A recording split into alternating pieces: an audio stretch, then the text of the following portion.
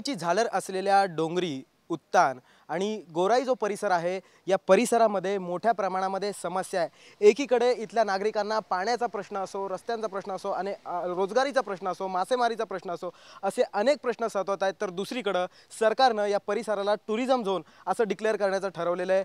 अशा विरोधाभासी परिस्थिती आपल्याला दिसत आहेत। माझ्यासोबत काही स्थानिक नागरिक आहेत, त्यांनाच आपण विचारूया। गुडिनोजी माझ्यासोबत आहेत, जे धारावी बेट बचाव समितीचे सदस्य आहेत। काय सांगाल, एक विरोधाभास सरकारच्या आणि तुमच्या दोघांच्याही भूमिकेमध्ये एकूणच बघायला मिळतोय? आमच्याकडे सरकारने जी काही धोरणं राबवायची घेतलेली आहेत, ब्रिज बांधायचा वगैरे, इथून लोकांना इथे डेव्हलपमेंटच्या दृष्टीने त्यांचं काय कार्यक्रम चालू आहेत, ते आमच्या सामान्य माणसाच्या काय कामाचे नाही आहेत। सामान्य माणसाला इथे जे शेतकरी वगैरे आहेत, त्यांच्या ज्या शेताबिते आहेत, त्यानंतर समजा ब्रिज जर उद्या झाला तर इथे मोठे बिल्डर येतील, लोकांच्या जमिनी फसवून बिसून लोकांना घेऊन टाकतील। नंतर तेच लोक रस्त्यावर येतील, त्यांचे खाण्याचे वांदे होतील। आमचे ख्रिस्ती लोक काय एवढे मोठे शिकलेले किंवा सुशिक्षित माणसं नाही आहेत। सरकारचं असं धोरण आहे की इथे पर्यटन आल्यानंतर आमच्या लोकांना नोकऱ्या मिळणार आहेत।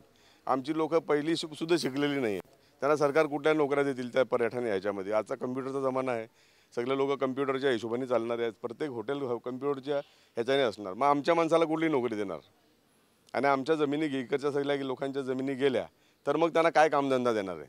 तुम्ही ही सगळी माणसं बघा की कम्प्युटरच्या ऑफिसमध्ये काम करणारी वाटतात का तुम्हाला? इथे आदिवासी, स्थानिक, भूमिपुत्र आम्ही इथे राहतो, आम्ही इकडचे भूमिपुत्र आहेत।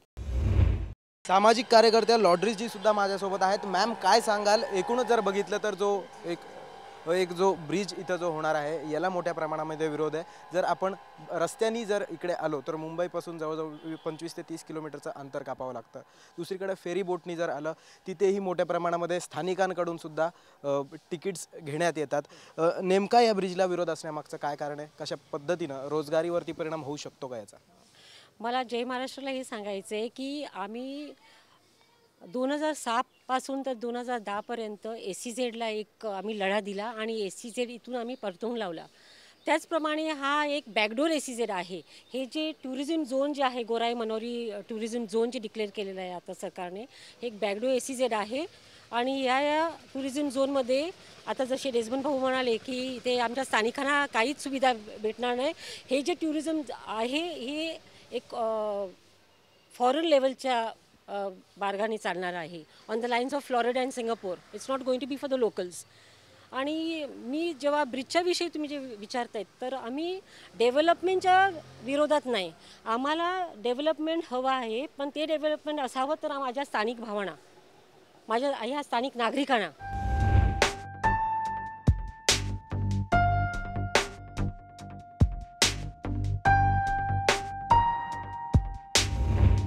तर इथं सोकॉल्ड डेव्हलपमेंट झाली तर कशा पद्धतीनं इथल्या रोजगारावरती आणि इथल्या एकूणच एन्व्हायरमेंटवरती कशा पद्धतीनं परिणाम होऊ शकतो? पर्यावरणावरती असं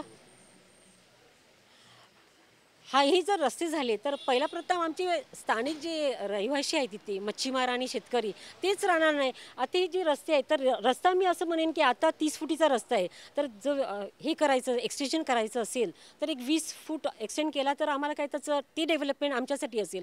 पण ह्या MMRDच्या ड्राफ्ट प्लॅनमध्ये 100 फुटीचे रस्ते आहेत। त्याच्याशिवाय जो कोस्टल रोड जो आहे ब्रिजपासून मनोरीपासून, त्या रस्त्याची गरजच नाही। त्या रस्त्यामध्ये सर्व आमचा मच्छीमार उद्ध्वस्त होतो। ती जागा म्हणजे शेतकऱ्यांची जमीन, शेतकऱ्यांची घरं, ही सर्व घरं आणि जमीन त्यांची अक्वायर करण्यात येईल या टुरिझमसाठी। मग हे कसं टुरिझम? हे लोकांसाठी की हे बाहेरच्या पर्यटकांसाठी? तर ह्यासाठी आमचा एकदम विरोध आहे आणि आम्ही हे बिलकुल होऊन देणार नाही। आम्ही ती तळी किंवा जागा आमची बिलकुल घेऊ देणार नाही सरकारला। गुडिनोजी माझ्यासोबत आहेत, काय यापुढे आता तुमची भूमिका नेमकी असणार? नाही, त्यांचं तुम्ही विचारलं ना, ते प्रश्न विचारला की हे जर टुरिझम त्यांचं सरकारी जर ते आधुनिक टुरिझम आलं तर आम्हाला त्याचा काय फायदा होणार आहे? आम्हाला काहीच फायदा होणार नाही, उलट जबरदस्त नुकसान होणार आहे। कारण त्यांच्या प्लॅनिंगप्रमाणे जेवढे रोड दाखवले त्यांनी MMRD यांनी, ते सगळे आमच्या जमिनीतून आहेत, आमच्या लोकांच्या जमिनीतून आहेत। आणि ते त्याचा मारतो जो काही परिणाम येणार ते आमच्या गरिबावर येणार आहेत। आमच्या लोकांच्या शेतकऱ्यांच्या जमिनीतून रोड दाखवलेले आहेत, आमच्या लोकांच्या जमिनीतून सगळं ते जे काही त्यांचं होणार आहे ती घाण म्हणायला काय हरकत नाही, कारण ते आम्हाला नकोच। एक धक्का और दो, MMRD को फेंक दो। एक धक्का और दो, MMRD को फेंक दो। एक धक्का और दो, MMRD को फेंक दो। गोराई मनोरी उत्तान हा सर्व परिसर जो आहे हा महानगरपालिकेच्या अखत्यारीमध्ये सध्या येतो। मात्र MMRDAचा यामध्ये हस्तक्षेप, टुरिझम क्षेत्र जाहीर करण्याची सरकारची भूमिका आणि त्याचबरोबर मनोरीहून आतमध्ये येणारा ब्रिज या सर्वांना स्थानिकांचा विरोध आहे.